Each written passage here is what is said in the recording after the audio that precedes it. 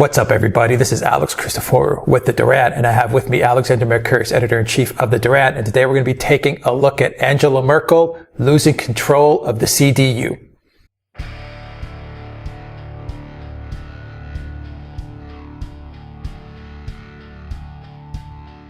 All right, Alexander, it seems that the wheels are coming off on Angela Merkel's time in power, not only in Germany as chancellor, but control of her own party, the CDU. Tell our viewers what is going on in Germany and why Angela Merkel is finding herself in very troubled and very deep waters. Right, I think what has happened, and we're still getting information about it, but what has happened is the most serious crisis that she's had up to now yet, because what took place was that her own party, the CDU, the Christian Democratic Union, the ruling party in Germany, the biggest party in the German parliament, the Bundestag, and the party which she theoretically leads and which she has up to now been in total control of and which has stuck by her through thick and thin, rejected her candidate for the post of basically parliamentary manager of the CDU. Now, that is something that has not happened in Germany since 1973. There has not been a rebellion by the parliamentary party, by the CDU parliamentary party, against the leader of the party in that form ever since 1973. And what that shows is that Angela Merkel is no longer in full control of the parliamentary party of the CDU. Now, Merkel has had problems with the CSU, that's the sister party in Germany, whose former leader, Horst Seehofer, who is the interior minister, is very critical of her policies on immigration. She's seen her vote decline markedly during the September elections, the September parliamentary elections that took place a year ago. She had tremendous difficulty getting a coalition together, and she had great difficulty, huge difficulty with the other European states, where she now faces a concerted challenge from people like Viktor Orban and Salvini in Italy, and is no longer in full control of the European Council. So Merkel's position is slipping all the time. It's becoming increasingly difficult for her to get her policies through, not just as Chancellor of Germany, but as effective leader of the European Union, and now it seems as leader of the CDU. We've been talking about, Merkel for a while now and how her time is up, and we've kind of tried to estimate how long she could stay in power, and she's actually kind of outlasted many of our estimations. So she's a tough one. Why is this rebellion happening? Is it solely based on immigration and the EU, or is there more domestic issues here that are causing the party to kind of turn against her? And who is waiting in the wings, Alexander? Because with every rebellion, there's obviously someone who is leading that rebellion and someone who's waiting in the wings to assume power.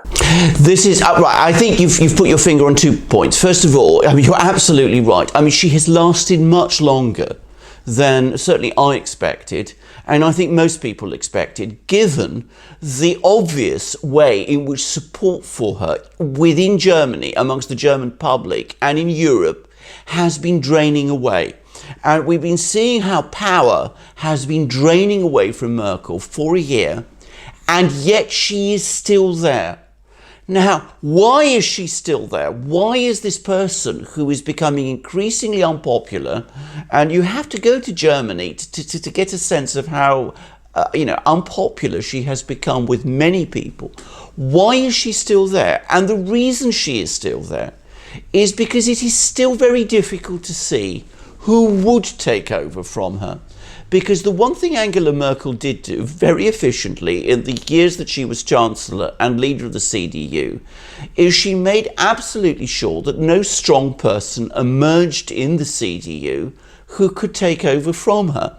And I still have difficulty seeing who this person or persons can be, because German politics at the elite level is now a political desert. A desert which Merkel herself has quite deliberately created. And yet, what is starting to happen is that as support for Merkel is gradually ebbing away amongst the German public, even her own party, the CDU, despite not having any clear idea of who is to take over from Merkel, is starting to look at the extremely bad polling figures and is starting to say to itself, we just cannot go on like this anymore. We've got to find someone else. And I think this is the first step they have taken to find someone else and to step away from Merkel. So, as I said, I think that it's taking a long time, longer than I'd expected, but I think slowly we are getting there.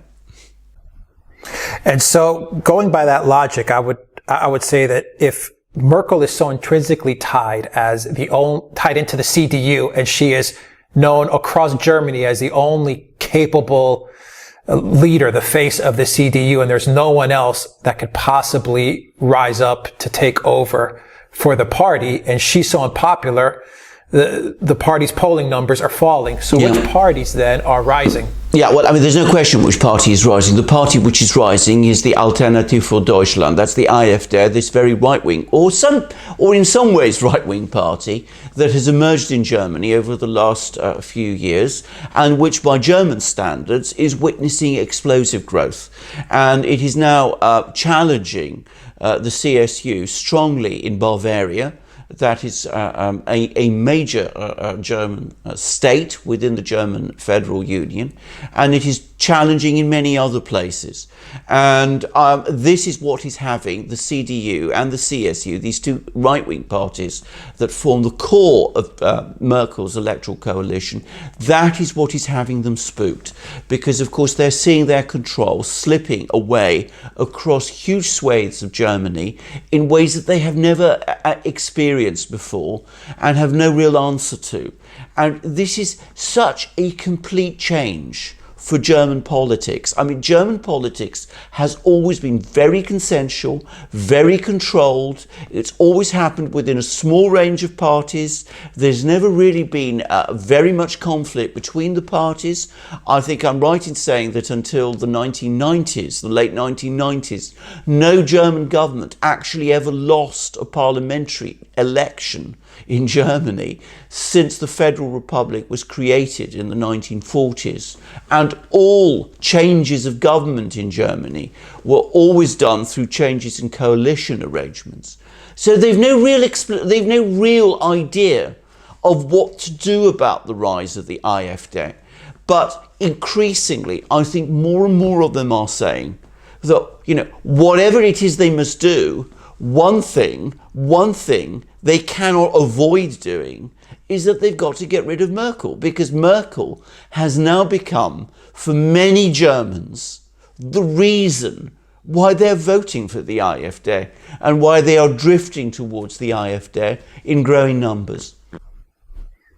And if Merkel if the CDU is unable to identify someone to take over for Merkel and to rebrand the CDU so that it can hold its top position as a top party in Germany, is the CSU prepared to take over and take over some of that slack as the coalition partner and take the lead? Right. Well, can I just say a few things? Because they do have leadership. They do have leadership. The CSU. Yes, I do. They do. Now, this is an important point to make. I mean, I think that first of all, if there are people within the CDU who, if push comes to shove, can take over from Merkel, the question is whether they have the authority to establish themselves across Germany as the leaders of Germany and to take the Chancellor's position and to exercise it in a charismatic and authoritative way,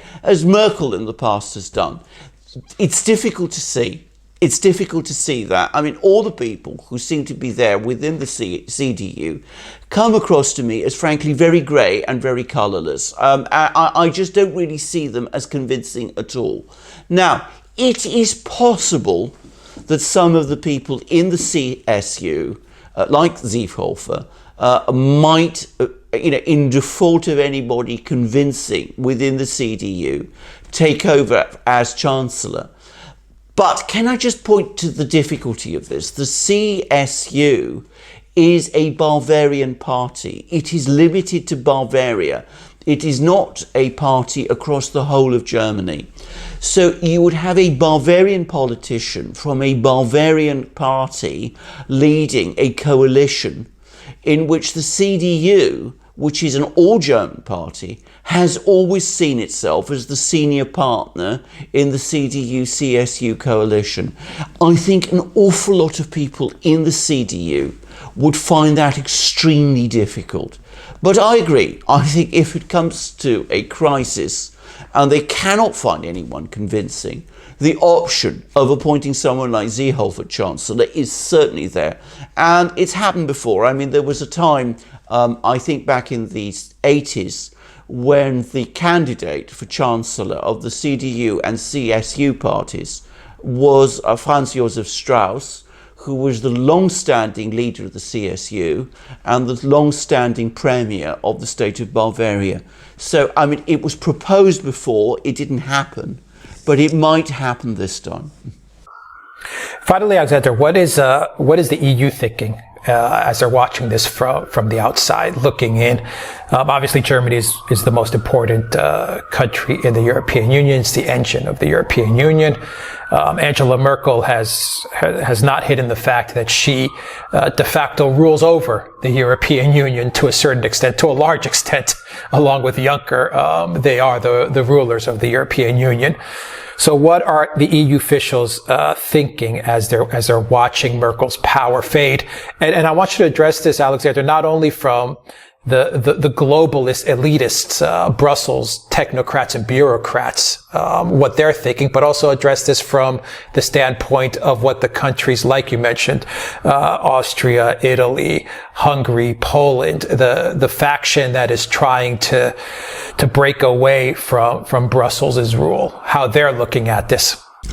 Right. Well, first of all, I mean, Merkel is is the single most important leader of the European Union. I mean, she is the de facto leader of the European Union. She's often referred to, by the way, as the Queen of Europe. That gives you some idea of how powerful she is. And of course, she is the person who has not only led Europe, but has led Europe in a certain direction. She is the person who has pursued most vigorously, ever since she became Chancellor of Germany, the whole integrationist, globalist project within the EU, which has now become central to its ideology. So the people that you were speaking about, people like Juncker and the technocrats and officials within the European Commission and in the European Central Bank, will be extremely concerned to see a person who they have become accustomed to thinking of as their leader and champion in what is by far the most powerful country in Europe. They will be extremely concerned to see her go, and they will be extremely worried about who takes over from her. Because, of course, if Germany changes direction, if it goes against the globalist, neoliberalist, integrationist trend, then that whole trend is over. I mean, it is no longer sustainable anymore. You cannot build that kind of Europe without Germany. Germany is absolutely central to it. So they will be very worried about it. Now, amongst the various countries, there is one country which is going to be most interested and concerned of all, and that country is France, because to a very great extent, the European Union has been run over the last 30 years, 40 years perhaps, as a German-French combine, And it is that combine that has been driving this neoliberal, globalist, integrationist project. And the president of France, Emmanuel Macron, is still completely committed to it. And he sees Merkel as his partner in this project. He needs Merkel, or someone like Merkel, to be in charge of Germany in order to get his project for a greater or deeper or more Europe, as he calls it. He needs someone like Merkel in Germany to see it happen. And if he doesn't get that, then, as I said, his position as president of France, in my opinion, becomes unsustainable, because it's very difficult to see the point of him in that case. So the French, and Macron especially, will be very concerned looking at this from the other side. Of course, there are countries like this anti-integrationist bloc that we have been talking about on previous programs, led increasingly by its de facto leader Viktor Orban, the leader of Hungary, but also bringing in together Italy under its new government, which was elected this summer. If they see Germany going over to their side with Merkel gone, well, from their point of view, they will have achieved victory. And I think that they will be looking at the situation very closely as well. Last but not least, there are two other countries that are going to be looking at the situation extremely closely, which are not members of the EU.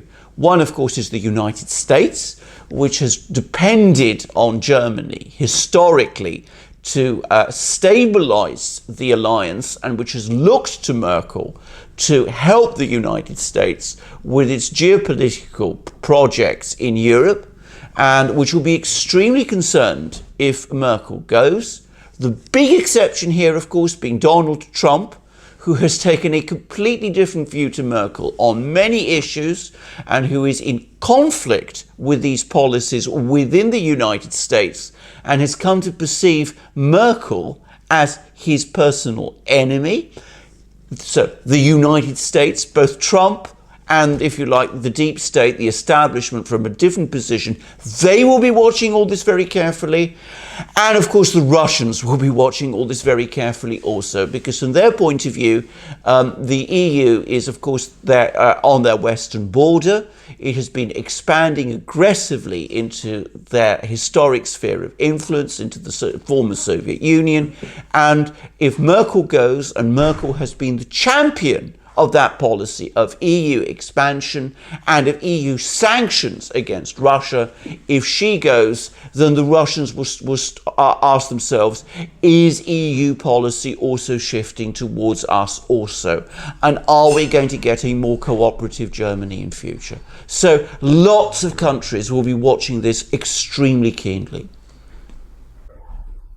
Oh, let's finish it up by trying one more tie, taking another stab at it. How long do you give her? Well, I think this is a big blow. I think this is a very big blow. And, I'm going to put my head in the lion's mouth. I mean, it's everybody. I'm going to say until the end of this year. I think that come Christmas, I think it will be clear, even to Merkel herself, that her position is becoming unsustainable. And there comes a point where she probably just won't want to be Chancellor herself anymore. She'll be looking for other things and will be hoping to become, Secretary General of the UN, or head of the European Central Bank, or head of the IMF, or something like that. But we will see. I mean, I've made predictions like this before. They haven't been borne out. But I do feel that we're coming towards the end of this. And I think this is what we've just seen happen is a hugely important step in that direction. A world without Angela Merkel. Well, indeed. And a Christmas present, indeed. well, can we hold on to that, actually? Because, of course, if you go back to 2014, when the Western powers imposed sanctions on Russia, she is the last big leader who took that decision in July 2014, who's left. I mean, Obama has gone, and Hillary Clinton wasn't re-elected. David Cameron in Britain has gone. Hollande in France has gone. Renzi in Italy is gone. The Canadian leader, I forget his name, he's also gone. So now, as I said, Merkel is the only one left. When she goes, all those leaders who took that decision will be gone. One person will be left standing, Vladimir Putin in Moscow. Well put. And we'll end on that note. Alexander Mercouris, editor-in-chief of the Duran. Thank you very much, guys. If you like this video, click on the subscribe button down below and click on the notifications bell to get notifications every time we push out a new video. And remember to visit the Duran shop, pick up a t-shirt, help support the Duran. In the description down below, you'll find links to our PayPal and Patreon.